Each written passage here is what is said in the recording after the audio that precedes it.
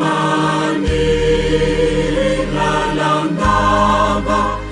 idyamba naminao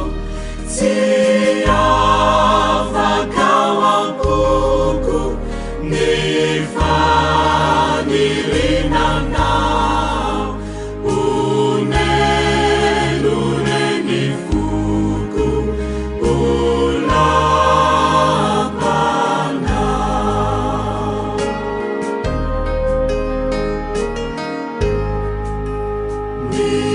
miandro paolina ralapanao mifo manjary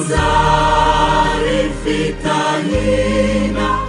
zay manadio ny fo tsy afaka ampoko ny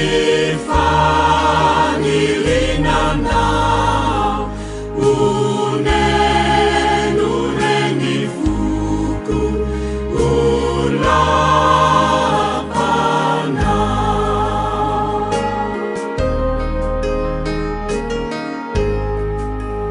ny ora fifalina raha hoanilanao mamelom-panirina anao nisitrakao tsy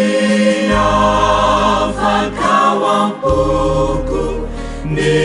fanilinanao onenoneny foko olapanao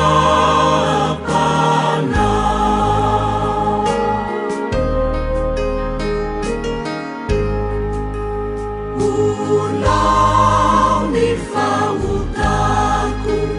raha kekezinao tsy misy adalako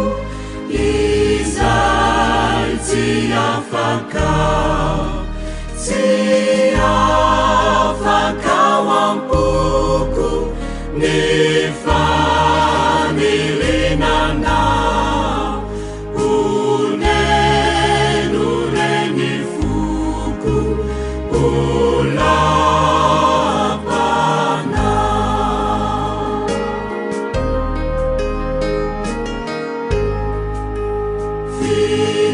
finaritra ny saiko raha ipetrahanao fareraka ny aiko raha labirinao tsy afaka ampoko